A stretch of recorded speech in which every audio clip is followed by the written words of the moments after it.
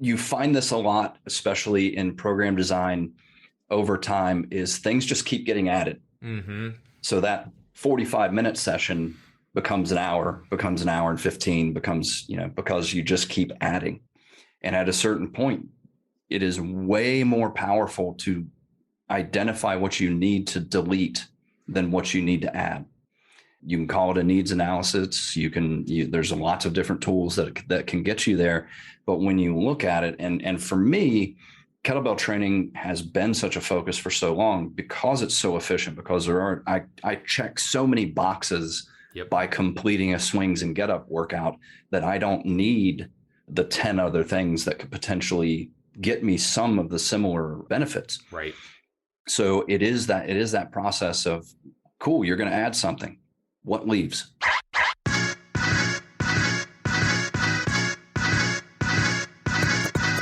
Hello, and welcome to the Physical Preparation Podcast. I'm your host, Mike Robertson, and I'll be joined on the line later today by Brett Jones. Now, before we jump into this week's episode, I want to give you a quick recap of the week that was, what is new in my neck of the woods, and I will do my best to keep this brief. Not a whole lot happened in the last week, mostly because we were on fall break. It was awesome, very much needed. If you had followed the 3 or so weeks leading up to that, there was a lot going on in life, needless to say. I was working evenings. We were in the process of moving out of our old space, now known as iFast 2.0. We are still in the process of moving into iFast 3.0.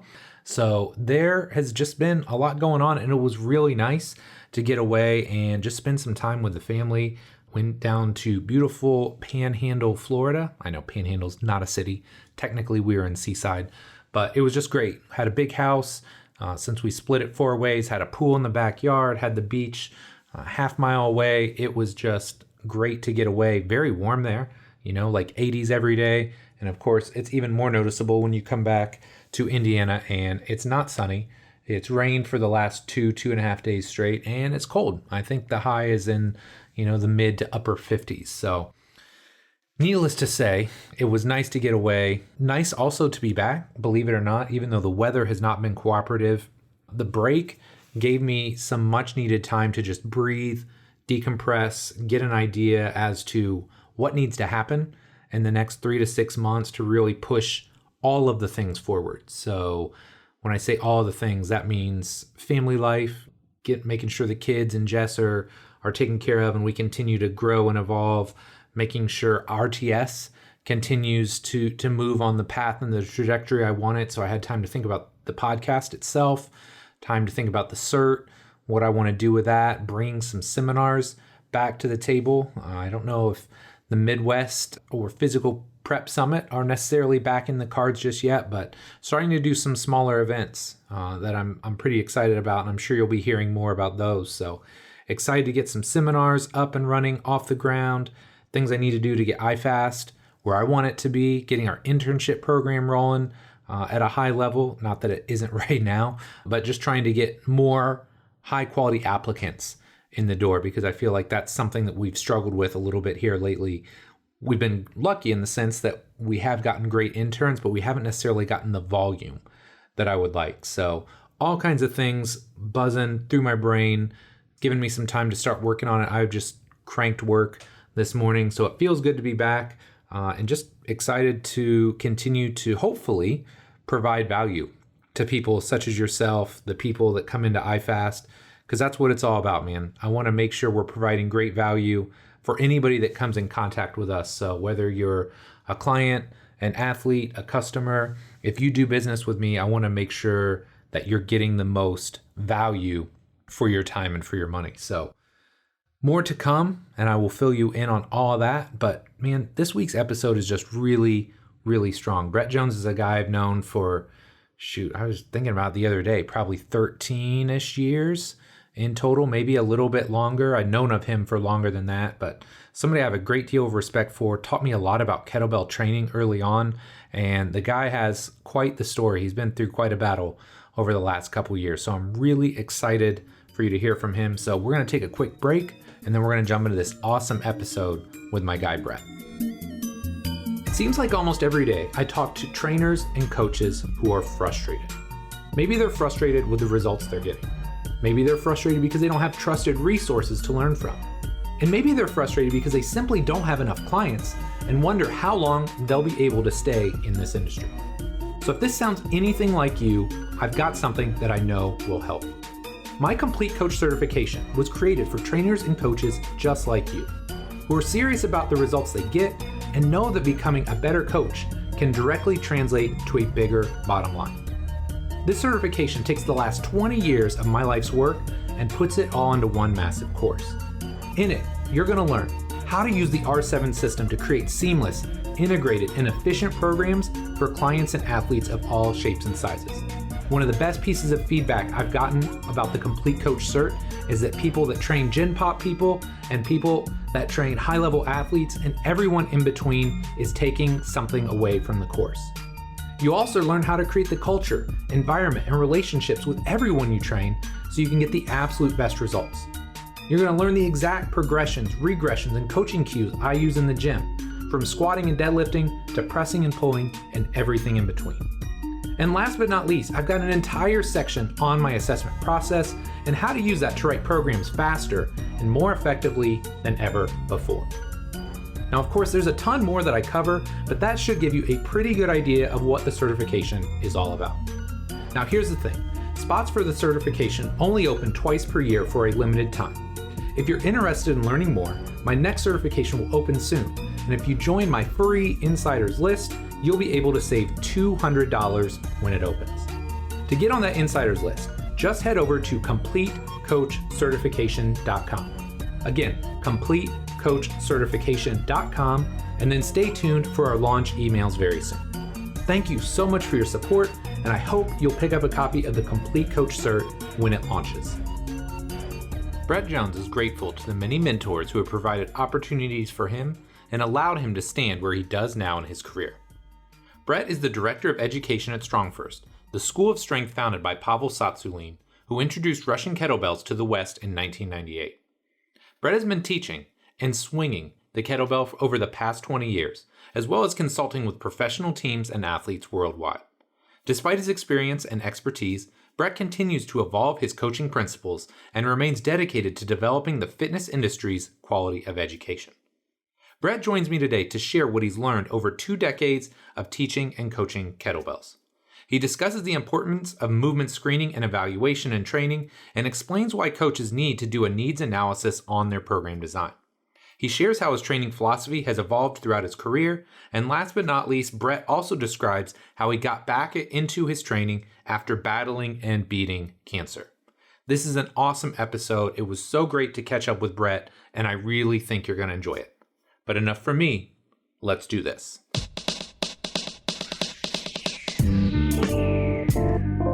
Brett, man, thank you so much for coming on the show here today. It's been far too long. Could you start by just telling us a little bit about yourself?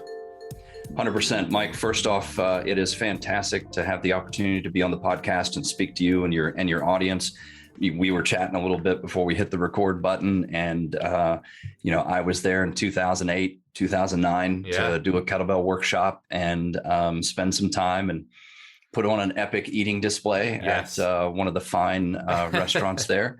It's been far too long, and it's just great to have a chance to reconnect. So the long story of me kept medium is bachelor's degree in sports medicine, athletic training, master's in rehabilitative sciences, got certified at the second ever kettlebell certification in the States by Pavel in February of 2002.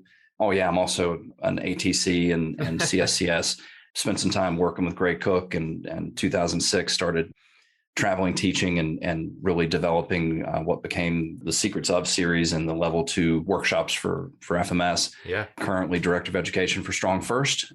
As I like to say, I do stuff. I seem to stay plenty busy. Yeah, I would agree.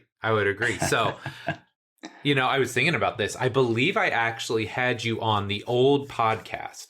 Now, I could be wrong about this, and somewhere I have all of those archived. But regardless, those are archived. So I would love to hear, what led you to the world of physical preparation? How did you get started in all this? 2 things. My father, first and foremost, set a great example of, now, not at first. My dad was as he likes to put it, he was a professional smoker and was putting away like 3 or more packs a day. And Oh man. he would smoke cigar and pipe and inhale. Oh wow. So he was, like I said, he referred to himself as a professional smoker, and he stopped cold turkey and gained weight, then started exercising, and has been a consistent exerciser now for 40 some odd years. Wow. And so I would watch him. I knew that I wasn't awake, but I knew he was getting up at about 4:45 in the morning, go to the gym, work out, come back home. And so just, had that example, and then started wrestling in junior high and high school. And I was a little bit of a strong kid. I was always good at pull-ups. Yeah. When I was a kid, and of course, reading Arnold's Encyclopedia of Bodybuilding and things like that, I'd go down to start my training. I'd do 6 sets of 12 behind the neck pull-ups, and then flip around to the front and do 20. And then I was ready for whatever else I was going to do that day. So that was really kind of the start. And then I had some injuries.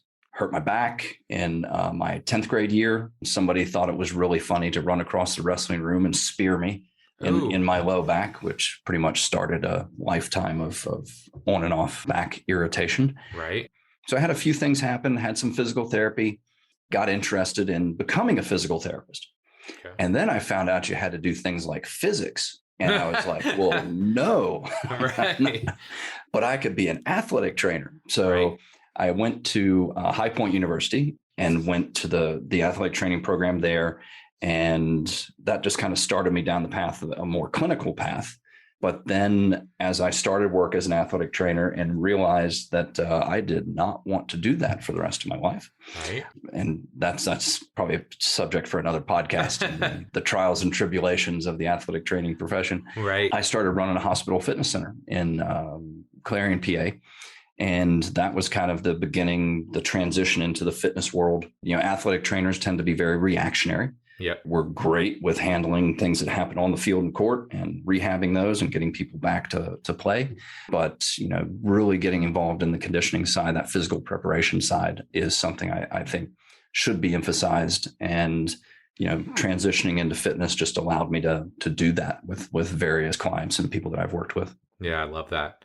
So talk to me about how that transition came about, right? So you start doing more on the physical fitness side, but that's a far stretch from where you're at today, right? And the work that you've done with FMS, the work you've done with StrongFirst. So talk to me a little bit about how all that came about and how that all evolved for you. I've been very fortunate. I've just been very blessed and fortunate to have tremendous mentors, and people have provided opportunity and opened up doors for me. Now, I felt like I had the skills and the ability to capitalize on those opportunities. But, I wouldn't be here had I not gone to that second ever, because I had worked with Gray from 95 to 97. Don't let the baby face fool you. I'm a little bit older, just turned 50. And so from 95 to 97, I worked with Gray at my training room and in his clinics, and then lost touch with him. And we got back in touch in 2006 because I had getting started in the kettlebell world and working with Pavel. I put out a DVD that Gray ended up getting, and then we got hooked back up. So I was provided tremendous opportunity through having had kind of this early contact with Gray that I didn't know was going to become anything other than a friend. Right. And then when I got certified with Pavel a year later, and it's kind of funny, I made the decision to go to the Arnold Fitness Classic, where the company at the time had a booth. And so I made the drive over to Columbus, and I'm going to go visit the Pavel and the gang at the booth. And I don't know if you've ever been to the Arnold. Yes. It's crazy. Yeah, it's great. It is. It's great. That's the best way to put it. You go into the expo hall, and it's like an hour and a half to get from the front entrance to where the booth was. And they weren't that far down the line. So I get there and I start helping out a little bit. And then I look around and everybody's gone.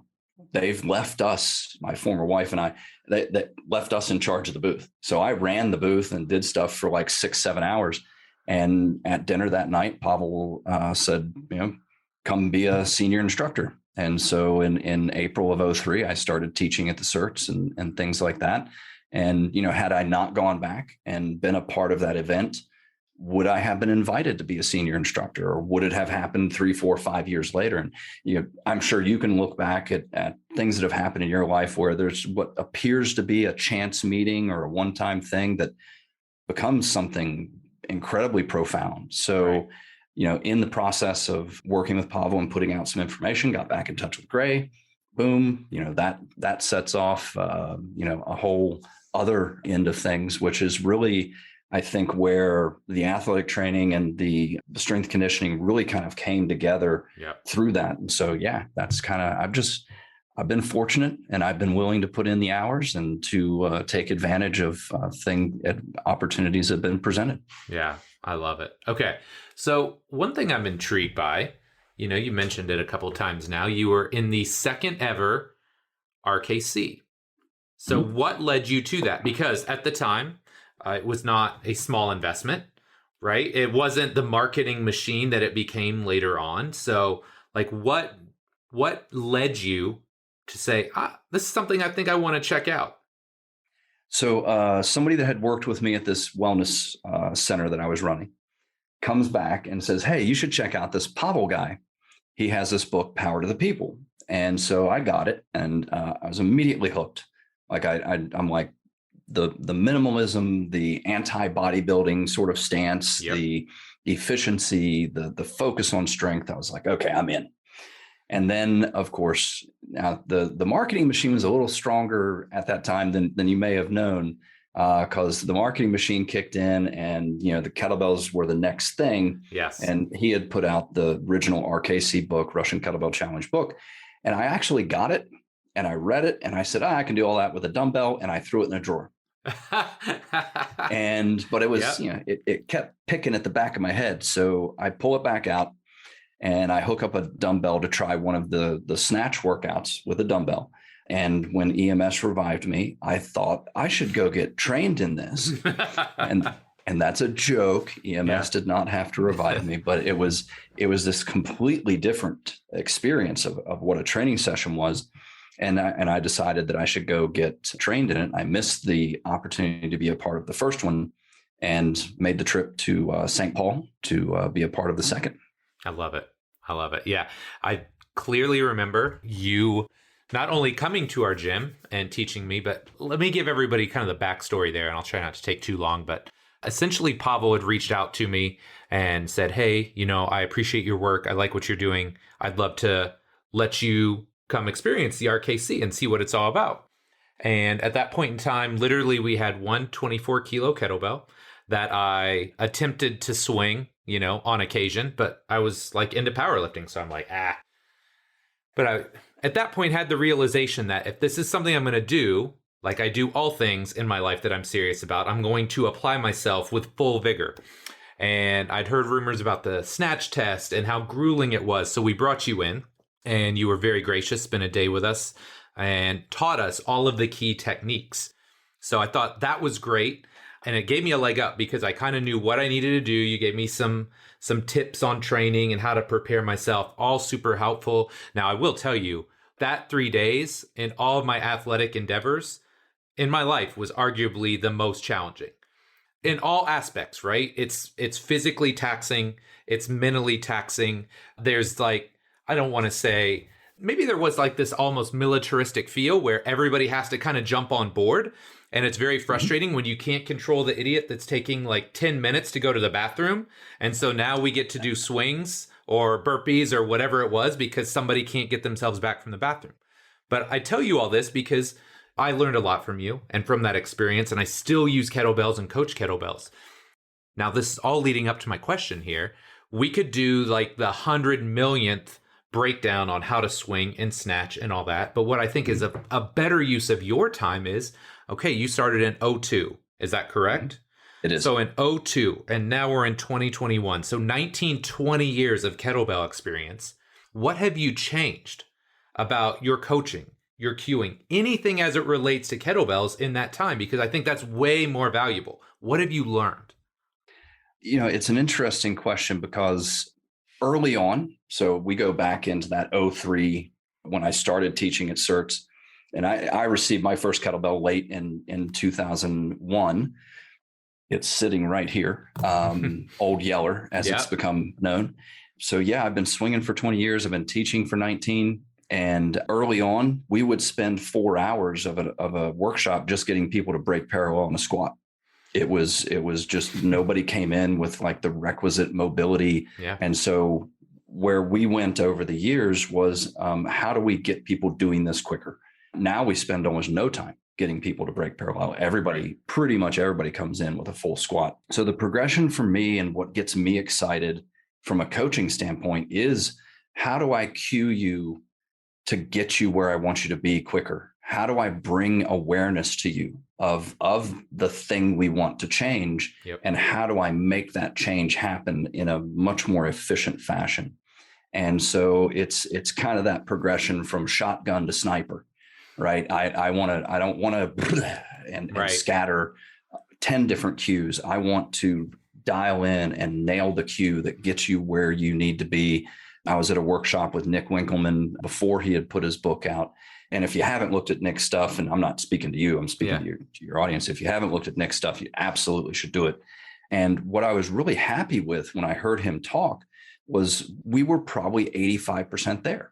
We had always used physical cues and awareness drills. If I want you to stop leaning back at the top of your swing, I don't tell you to quit leaning back at the top of your swing.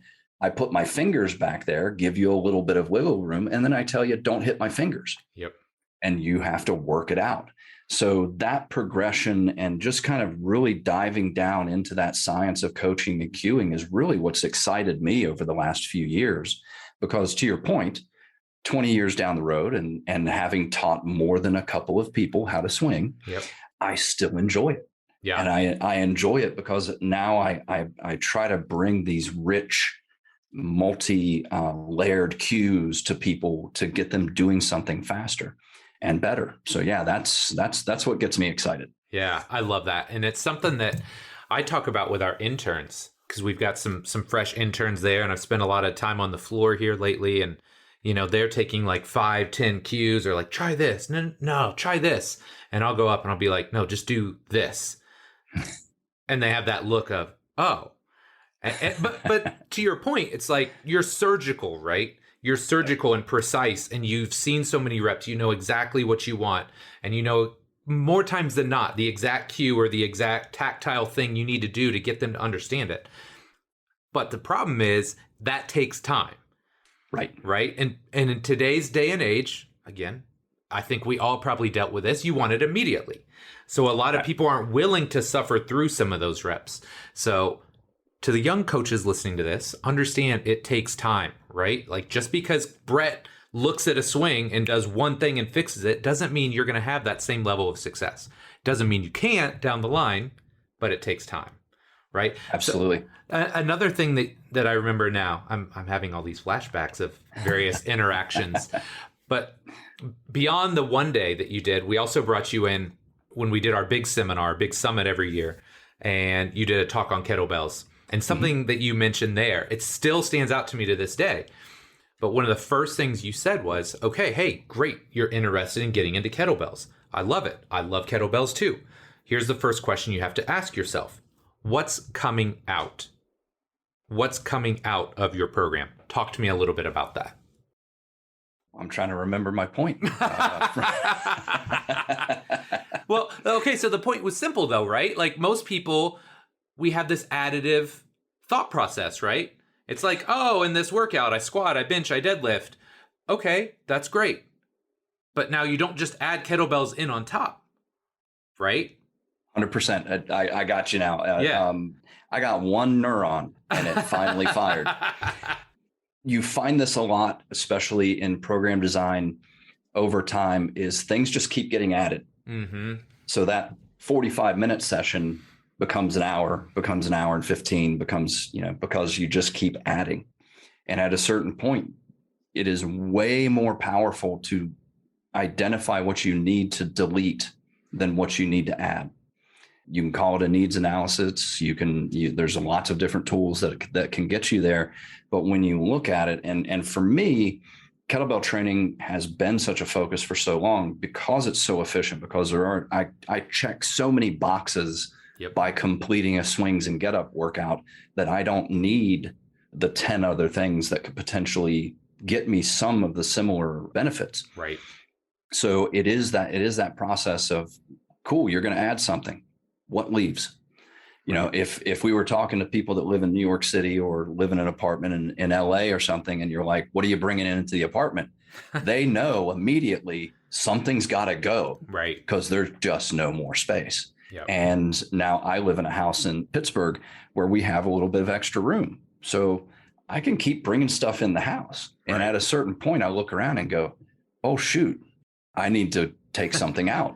Right. So if you bring that thought process into your program design sooner rather than later, things run a little bit better. But then the other end of this, and I'm a big fan of this kind of pendulum analogy. Yep. So we swing from one extreme to the next. We visit the middle, but don't stay there.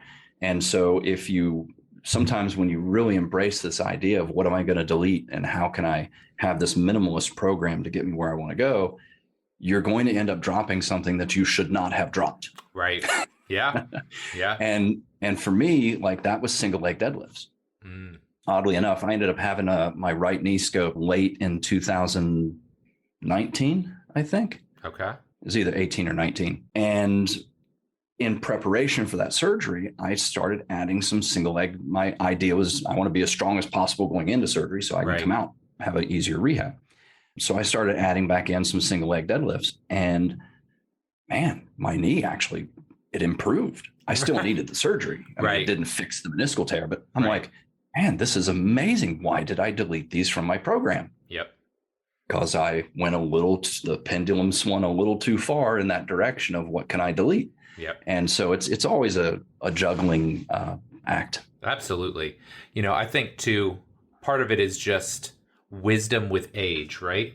So when you're starting off and you have like 5 tools in the toolbox, like, oh, well, we squat and we bench press and deadlift, whatever the tools are, right? And then as you go on longer, you start to accrue more tools. And so you feel compelled, well, I have this tool, I should use it. Just like you said, right? So your 45-minute workout that was kind of swift and to the point because you didn't know much, now is an hour and a half workout. And then you start to realize, wow, I'm doing a lot of stuff, but I'm not really seeing progress. So then you start deleting and removing. And like you said, there's a sweet spot there. But I think as you do this long enough, you start to realize kind of where that sweet spot is and where you need to focus more of your time and energy. Absolutely. Absolutely. It's always the dance. And that's what continues to keep it fun, right? Yeah. If I had it all figured out and there was one program that I could do for the rest of my life, well, actually, I could do that. Like I'm an incredibly, repetition's not a problem for me. Right. You want to eat the same thing? Like I was talking with my parents about this. I ate the same thing for lunch for like 10 years of my school, younger school years. Yeah. Bologna sandwich with mayonnaise and mustard, an apple, and like a fruit roll up, and or like a oatmeal round. Yeah. The old Little Debbie's. Yeah. That was like close Every to day? 10 years every day. Yeah. Like, I'm good. Repetition, no problem for me. I'm not one of those people that's like, I need variety. If I think it tastes good, I will eat it a lot. Right. If I enjoy the workout, I'm good doing it for a while. Yeah, for sure. Okay, so I don't know if this is still a hot button topic, but I feel like for many years, right, kind of in that internet forums are a big thing, and the internet's really coming of age. There was this like raging debate over the concept of movement screens and correctives and all this stuff. And luckily, a couple years, we're a little bit removed from that. We're all a little bit older and wiser. I'd love to hear your perspective now. What is the role of movement screening, correctives, all that good stuff? What role should it be playing in our programming, in our training as a whole? Absolutely. And back to the pendulum analogy, right? At one point, it was if you're not assessing, you're guessing. Mm-hmm. And now we've swung to the other side where everybody, a lot of people are like, well, I don't do any screening. I let the exercises be my screen. Mm-hmm. And there's a midpoint. The researchers and like Dr. Butler, who has done a bunch of research with the FMS and things like that, very openly tell you, it's not everything. It's not nothing. It's movement screening. Right. So Howard, and if you sit down with a group of professionals and say, is ankle mobility important? Most everybody's going to shake their head and go, Right. yeah, ankle mobility is pretty important. Should people be able to squat? Yeah, probably. Squat's good. Should they be able to operate in a split stance? Yep. Probably going to have some lunges or rear foot elevated. Yeah, right. That probably. If you go down the list of what the FMS checks, pretty much everybody in the room is going to go, yeah, we should probably be able to do those things. Well, how are you checking to see if people can do that? It's not everything. It's not nothing. There's all kinds of criticisms and things that have been lobbied over the years. And a common one is like symmetry. Well, nobody's symmetrical, so you're silly because you're looking for symmetry. Well, we're looking for symmetry of score. If you look at the range of what a 2 can be and all of the patterns, you got a lot of wiggle room, and you can have 2 very different 2s on each side, and it's still a pair of 2s. Right. So the thing is, and this is the question, my elevator speech when people ask me, what it is and why are you doing this? Do you move well enough to have a positive response from your training? Because that's what we're after. Right. If an athlete's coming in and we're going to stress them in a certain way so that they can improve X, Y, and Z qualities, do they move well enough to benefit from the training you're going to do to change those qualities? Let's find out before we start hammering them. Right. And it's really as simple as that. And when you look at musculoskeletal risk factors, like ankle's huge.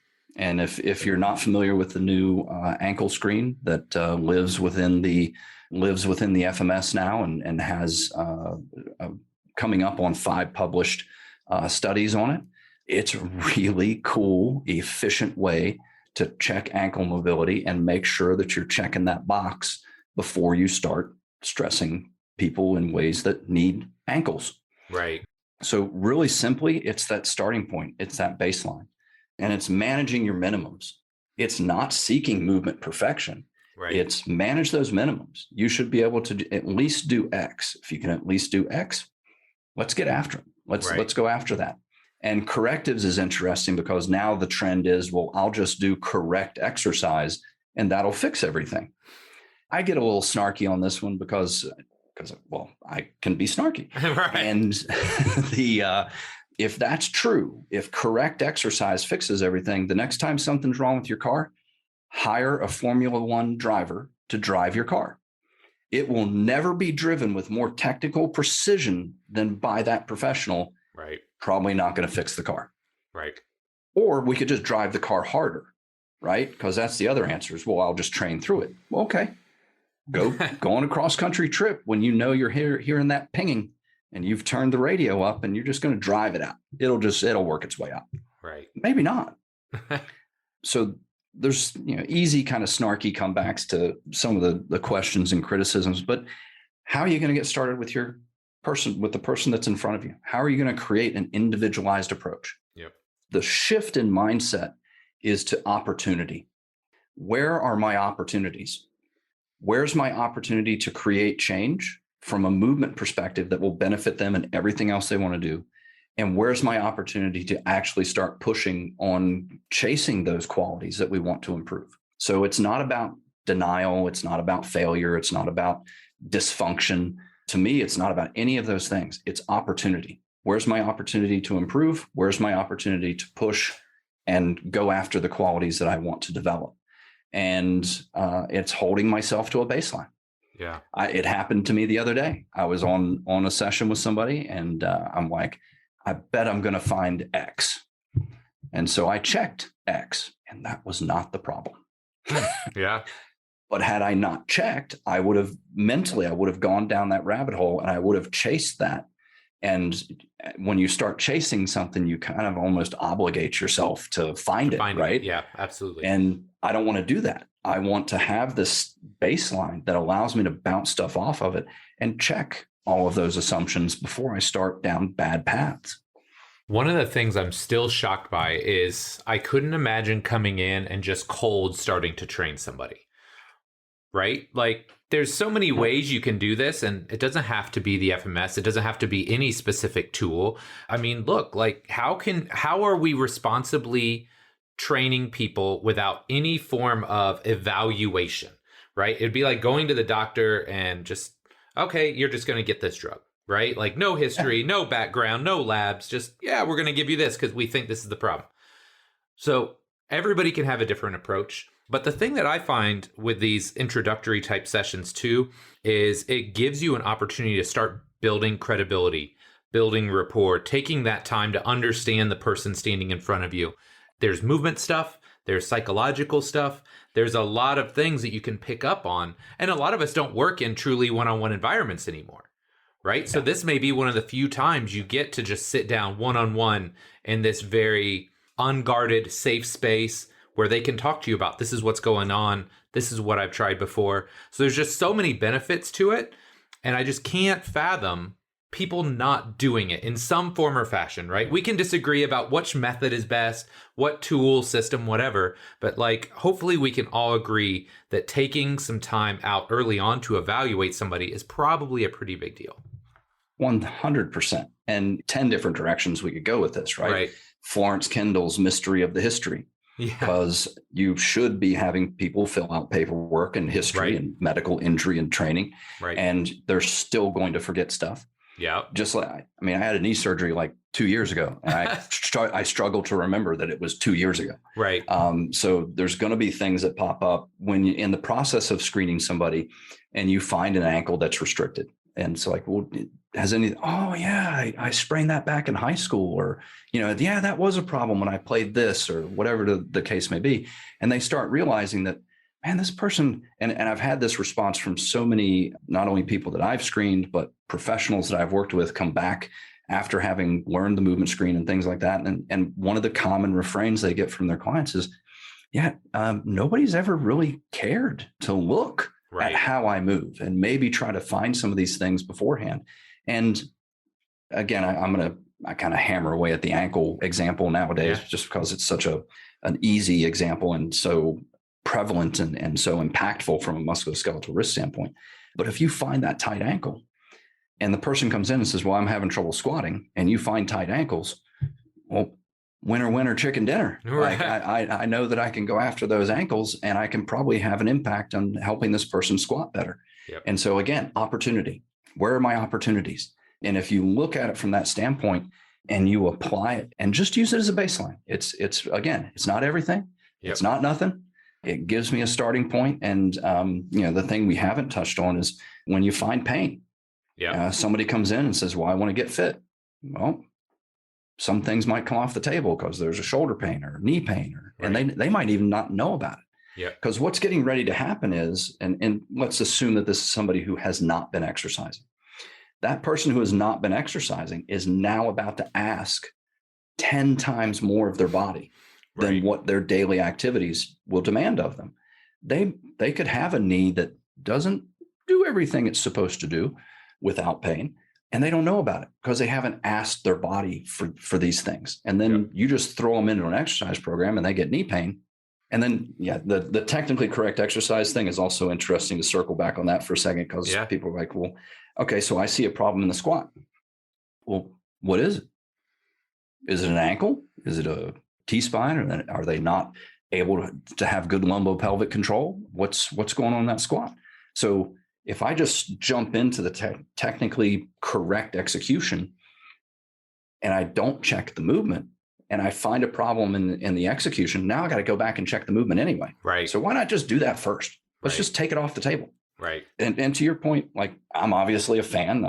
I'm a little bit, and this is an old commercial that most people will not remember, but the old Remington razor commercial, I liked it so much, I bought the company. I liked it so much, I teach for the company. I'm a fan. Have a baseline. Have something that allows you to really individualize that approach. Look for those opportunities. And those opportunities could be from that, quote, corrective standpoint of improving that ankle mobility or giving somebody better lumbopelvic control. Or it could easily identify for your programming, all right, I'm pushing on these 5 areas right now because I can. So one other thing that I want to talk about in this vein, because I feel like this is very important to hear. You mentioned the point of, well, we're all asymmetrical, so why worry about symmetry? when you go through and you look at research and when you look at a lot of the data that's out there, it very consistently finds when you have greater than a 10% asymmetry in range of motion, speed, power, strength, a lot of these different factors, it increases the likelihood of injury, right?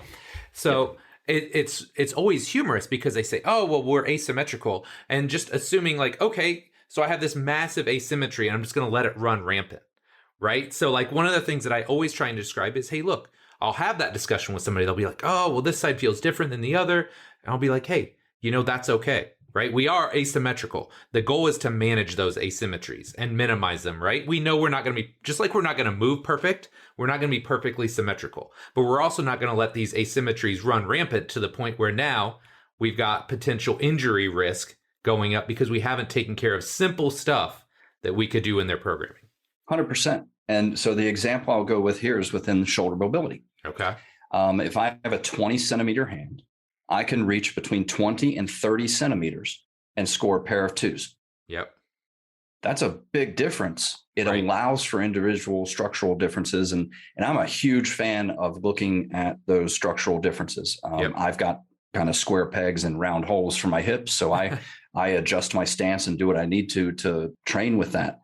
But, so you can have a 10 centimeter difference in reach and still be symmetrical in the FMS scoring. And so we run into what we would call expected asymmetries. Oh, I was a one-sided athlete. I pitched baseball. I was a hockey player, are. And so I've got a 3-2 shoulder. Okay. I'm not just going to green light that and say, oh yeah, that's because of hockey.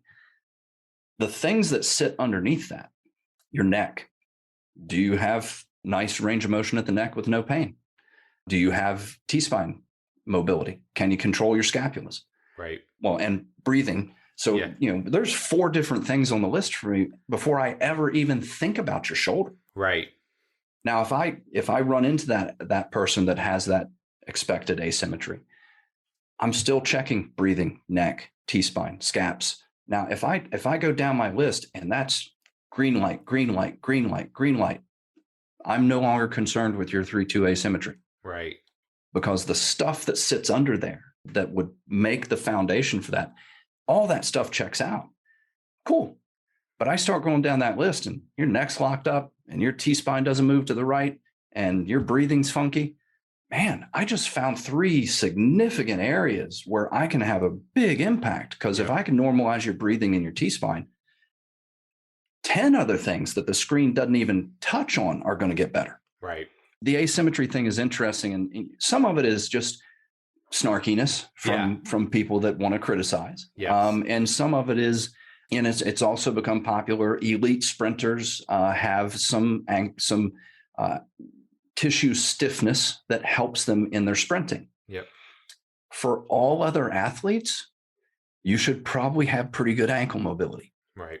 And the research is extremely clear on this. So unless your job is to run 100 meters in a straight line, and that's all you do in life, okay, you want to have some tissue stiffness there that facilitates that. Cool. Other than that, everybody else, life is better with ankles. Yeah. So let's make sure they do what they're supposed to do from a movement perspective. How are you going to get started with people? Yeah. And what are you willing to miss? I love it. Good stuff. Okay. So changing topics a little bit, and we talked about this before the show, but obviously, like we alluded to, it's been a minute, so we've caught up. But you recently had a battle with cancer, and I would just love for you to talk to me about that. How did you find out? How did that go down? Like, just give me some insight there, man. 100%. 2020 was challenging for a variety of reasons. And first up on the list was a cancer diagnosis on February 20th of 2020. And so I ended up in October of 2019, I had what I thought was, I had eustachian tube pain. Okay. I had ear pain. So I go to the doc and he looks and there's a little bit of fluid behind the eardrum. So they start me on standard kind of ear protocol, a little bit of decongestant, a little bit of whatever. Right. Doesn't get any better. And a little bit later, part of my tongue goes numb. And so I'm like, okay, I've got this ear pain and now part of my tongue's numb and, this is weird, but whatever. So I go back to the doc and he's like, yeah, you will start another round of treatment, even though I don't see any fluid. Let's just assume and we'll start treatment, but we're going to make a referral to an ENT, otolaryngologist, ear, nose, and throat doc.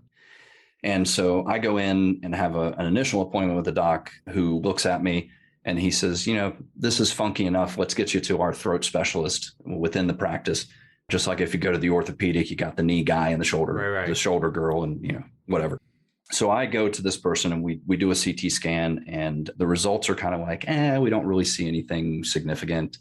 But I'd gone on a trip, came back, saw my doc on February 18th and go in the room. And it's funny because the first time I saw him, I had a Superman shirt on. So he walks in the room and goes, "Oh, Superman." And so younger doctor, great guy. I was really fortunate. Anyway, so I go back in on February 18th. He's like, "How you doing?" I'm like, everything's pretty much the same. Tongue's still numb, ears still bother me.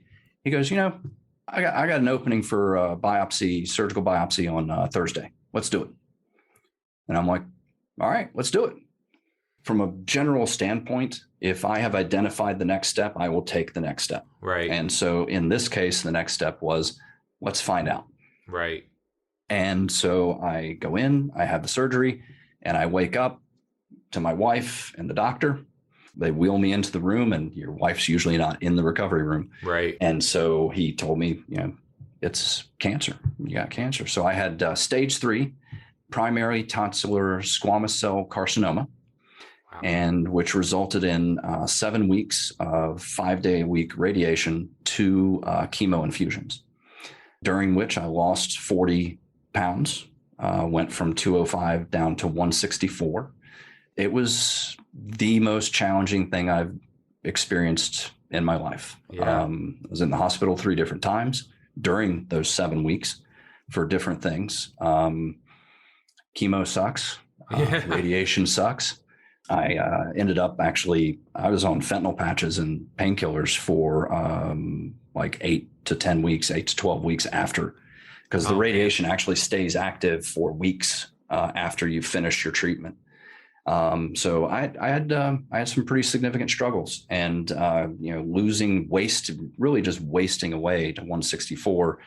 And I've, just to give you an example, I ended up drinking these Kate Farms liquid meal replacements. Yeah. High calorie. It's like a 12-ounce shake, but it's like 500 calories. Right. Dense, neutral, no flavor. And with radiation and where they're applying the radiation, you lose your taste and you lose your saliva glands. They shut off. Right. So you have no saliva, and you do not know how magical saliva is until you don't have it. Right. And I'm about 75% back as far as saliva goes, and that's probably about as good as it's going to get. So there were days during this treatment course where my entire day was to wake up, take a sip of this neutral, no flavor drink, burn, have incredible pain, take a sip of water, wait for the pain to subside, take another drink. So a 12-ounce drink would take me an hour to an hour and a half to consume. Oh my gosh. And then I would sleep for 5 or 6 hours, and then I'd get back up and repeat and go back to bed. And so it was, people talk about, they do things to find their limits. I don't recommend this particular way of finding your limits. Right. But I have a better idea of where my limits are now. Yeah. Yeah, that was challenging. And thank God for my wife and her support and caretaking. Wouldn't have made it without her. But then 3 months after treatment, I had my scans. I heard my new favorite acronym, NED, no evidence of disease. Okay. And have continued to be clear. I'm a year and 4 months or so since the end of treatment. Things are still looking good. And it's just me and a lot of doctors for the next 3.5 years as we continue to check on me. And that was the cancer treatment journey. Right. That's crazy, man. That's crazy. And like we alluded to before the show, but when you're younger, you hear cancer and it applies to like grandparents or maybe your parents. And now, some of us, as we get older, this is like a real thing for us, right? And obviously, we know Alan and the struggles that Alan went through many years ago. But man, to hear that happen to you is crazy. So I want to hear next, because I don't want to leave it on that. I want to hear about like this road to redemption, right? Because obviously, I'm looking at you right now. You look very fit. You don't look much different than I would remember many years ago. But how did you come back from that? How has your training evolved? Because I think this is relevant. Like there are people that are dealing with this right now. Like how do you come back from this on the back end and get back into shape and feel like you're physically strong and fit again?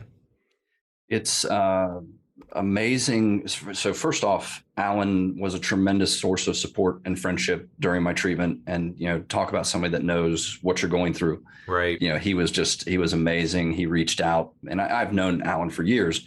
He was a great source of support. But here I am, I'm X number of weeks, 12 or whatever weeks after treatment, and I'm 164 pounds and I am just wasted away. Yeah. And so for me, and I've restarted my training many times over the years. Right. I've had different things happen. I am not a garage kept single owner that was only driven to church. I have mileage. Right. And so I've restarted my training many, many times, but this was truly for me starting over. I just was wasted away. So I started back with a couple weeks of just kind of basic body weight work, just trying to do some push-ups and some air squats and just kind of get things moving again. And then, started back into some kettlebell training. Initially, it was a little more like swings and get-ups and just trying to, get things back, and pretty quickly realized that I needed to establish my strength base. And so I started there's an old article on it on the StrongFirst site, strength aerobics. And essentially, and I'm almost done with an ebook on the protocol. And this is basically a lot of how I train coming back. It's a real simple protocol, clean press squat. You can add a snatch. I've got about 30 different variations of this thing that I do on an ongoing basis. And as I started to do that, one of the things that my wife did for me, which was very useful and I'm thankful for, because I have a tendency to maybe overreach. And, she's like, you are not allowed to go over this weight, period. Yeah. Right. And it was the advice that I needed. It was a guardrails that I needed to be put in place. And so I did a lot of work for me, and everybody has their different baselines, and I had a pretty good strength baseline. So for me, starting over was the 24 kilo. Yep. And realizing, oh my gosh, this thing got heavy. Right. It must have collected gravity. Yeah. But doing that protocol, getting back to training consistently and things like that, my weight's back up to about 185. And I'm just kind of at a nice level now. My strength is pretty much back. Prior to cancer and treatment, I was doing a lot of, and I haven't gotten back to training for Sinister yet, but I was doing a lot of swings and get-ups with a 48. Yeah. And my strength aerobics workouts at that time would primarily be like with a 36, and maybe I'd sprinkle in some sets with a 40 kilo. And I'm back to being able to do those sort of strength aerobics workouts and swings and get-ups with a 40 or no problem. And, so I've gotten back. And I knew when I started training again, I knew it would be a year. Yeah. To really feel like I was back. And, during that time, there's different things that I'm, like my saliva came back a little bit. I had to start Synthroid. Radiating the neck has a tendency to kind of not do great things for your thyroid. So I'm on Synthroid on a daily basis now. But for me as a professional, so that's me as the person. Right. For me as the professional, really kind of relearning all of my skills. Yeah. Was just a tremendous opportunity for me to have that experience again and to be able to learn anew all of these things that I took for granted. And that's just made me a better coach and a better professional. For sure. I appreciate that outlook too, man, because I don't think a lot of people would have that outlook on it. It would be very kind of woe is me. And, I'm sure there probably were those days, but to have that look of, hey man, this is a time to start fresh and look at things through a new set of eyes. That's really refreshing, dude. So, okay.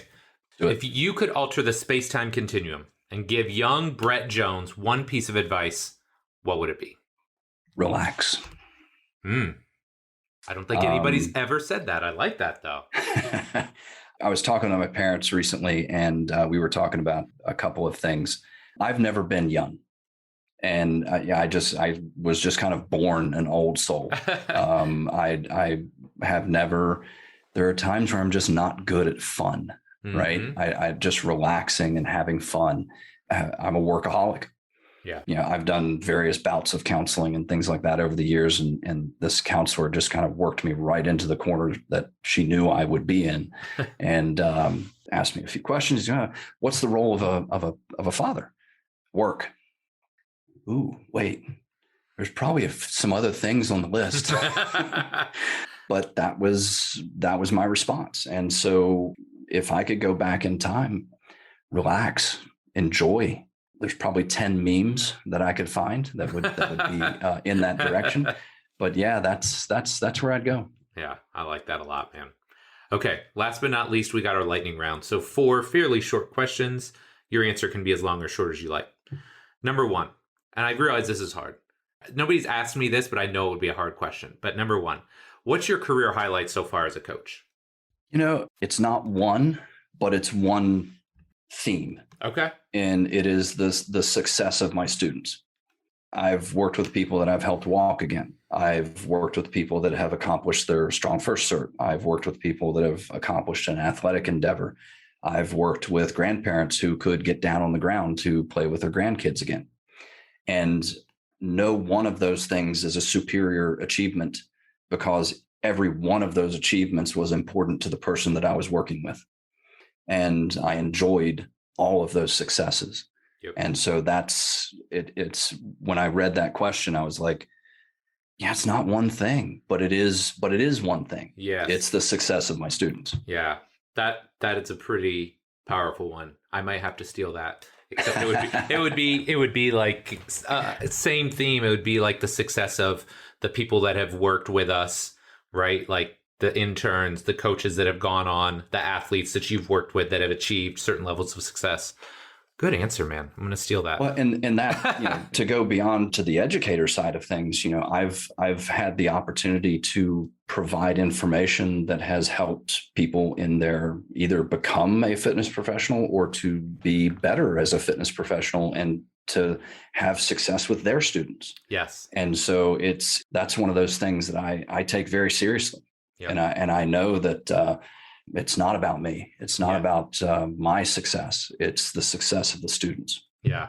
So just to riff on that for just one moment, I don't want to tease out our lightning round too long, but I mean, just think about it like this. And this is something that I always try and describe to people. They're like, well, why do you enjoy teaching so much? Like not just coaching, but teaching. And I always think of teaching as like, that's the time to leverage your skill set, right? Because now if I impact 10, 15, 20 coaches, like how many people do they work with? It's the pyramid effect, right? So coming back to you, the fact that you came and you taught me kettlebells at IFAST, and then I went and did the RKC at the time, and interacted with Pavel and had these other great coaches. Like I'm not joking. Like I've taught hundreds, if not thousands of people how to use a kettlebell over the years. So the leverage that gives you is really impactful. So I like that a lot, man. That's cool.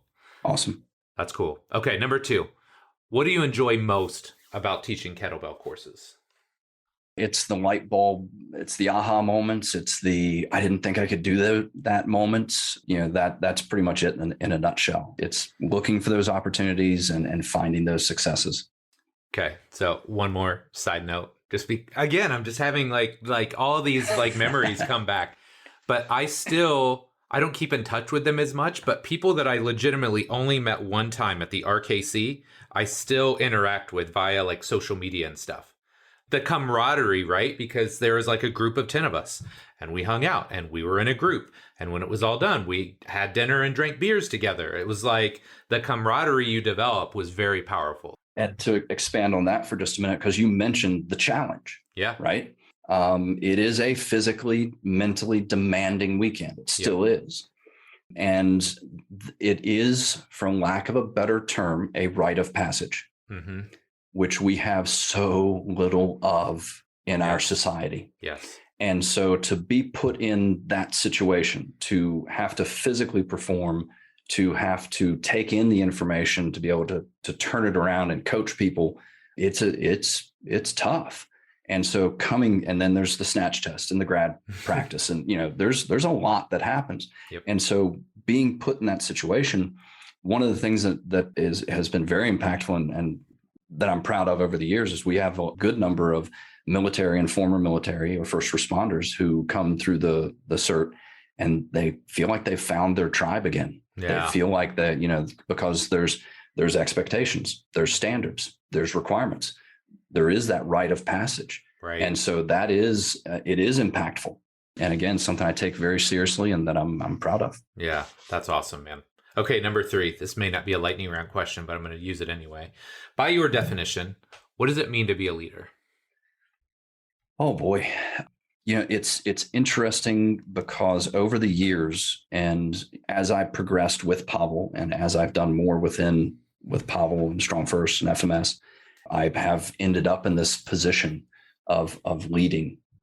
And man, defining that is hard. And that's probably why there's so many books yes, on leadership. But I think leadership is bringing people on this journey, and you're bringing them to hopefully just better performance, success, however you want to define that. But how are you going to lead them on that journey? And the job of the leader is to figure out, we got to turn left, we got to turn right. You need this piece of information at this time. And then in the end, it's empathy and it's openness.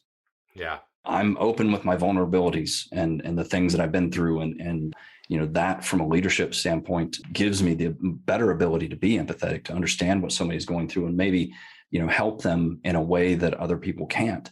Yep. Success is kind of a theme that's running through this. And I didn't know we were going to end up there, but that's where we ended up. But yeah, how are you going to bring people on that journey, and how are we going to find success? I love it. Okay. Last but not least, I really want to know the answer to this one. What's next for Brett Jones? All the things that you've been through, all the things that you've done. What's next, man? I'm finally going to put out a book. Oh, nice. Of some sort. It is going to be on this strength aerobics protocol. So it's not a big book. it's not some training tome. It's very specific about the protocol that I've been using. And beyond that, it's not trite to say that post cancer and looking at death, that you're a little more, I still get bothered. Right. But I get bothered a lot less. Right. Because I can very easily flip back in my mind and say, hey, it's not chemo. Right. It's not radiation. Right. This isn't going to kill me. Right. And so hopefully that message that I would have given to the younger me is something that I'm receiving now, and to relax and find some more enjoyment. I'm never not going to be a workaholic. It's in the DNA. Right. But I want to apply some of that towards finding some fun, finding some enjoyment, and relaxing a little bit, spending time with family. I was a road warrior for years. Yes. 25 to 30 trips a year for 4 to 5 days at a time from 2006-ish. I mean, I started teaching in 2003, but it really kicked into high gear in 2006, 7. So there were 10, 12 years or somewhere around there where I'm probably, where I was 25, 30 trips a year. Wow. I've missed too much. Right. And I'll never get that back. Yeah. And that's my first question when, because people will come up, how do I do what you do? I want to travel. I want to teach. I want to do these things. My good friend, Mike Perry, who just finished his cancer treatment, I remember telling this to him. We've talked about it many times, and because he's like, hey, I want to do what you do. And I said, that is fantastic. What are you willing to miss? Yeah, absolutely, man. Because you're going to miss holidays, you're going to miss birthdays, you're going to miss those moments that you didn't even know were going to be important, and you're not going to be there. Yep. He had 2 small kids at the time. I'm like, cool. What are you willing to miss? Right. Yeah, that's a great viewpoint, man. Brett, this was amazing. So good catching up with you today. Where can my listeners find out more about you? Let's see. So obviously strongfirst.com. I'm on the Instas more than anything else. And I am where cool things go to die. So if anybody, If it was cool at one point to refer to Instagram as the Instas, then Okay. it's now not cool. And I don't think it was ever cool. But anyway, like I said, I'm where cool things go to die. So I think it's B Jones SFG or Brett Jones SFG, something like that. I'll get you the correct link. AppliedStrength.com is my website. Fairly active on Instagram, and I've moved away from like Facebook. It's just it's too political. Yeah, too angry, too political, and too angry. Great way to put it. The Festivus airing of grievances never seems to end. Yes. No, it's a daily thing. Again, Brett, man, thank you so much for coming on, buddy. It was really great to catch up. Mike, it was a lot of fun, and thank you for the opportunity. All right, my friend, that does it for this week's show with Brett. Really hope you enjoyed it. Like I said up top, he's just an amazing coach, somebody I have a great deal of respect for. And I'll be really honest, I don't know if I would have made it through that first Russian kettlebell certification if it hadn't been for the time Brett took to work with us at iFast to teach me the foundational techniques and teach me how to do those core movements in the kettlebells the right way from the very start. So owe him a ton of support, really respect him. Coming back from cancer, man, just an awesome, awesome episode. Hope you enjoyed it. If you did, I've got one or two small favors to ask. Number one, if you're not already, please subscribe to the show today. Doesn't matter where you consume podcasts, iTunes, Stitcher, SoundCloud, Spotify, Google Play, Amazon, wherever you consume podcasts, go there right now, hit the subscribe button so you know each and every week when a new episode drops. If you have already, I appreciate it. Go one step further, go onto iTunes, give me a rating and a review. Ratings and reviews are a fantastic way to let people know more about the podcast, let them know why you enjoy it, and hopefully get the show in front of more trainers, coaches, and rehab professionals such as yourself, because you know my goal here, people, it is to make the industry a better place. And I think if we continue to highlight the great coaches and trainers that we have on the Physical Prep Podcast, we can continue to do that. So again, my friend, as always, thank you so much for your support. Love and appreciate you. And we'll be back next week with our next episode. Take care.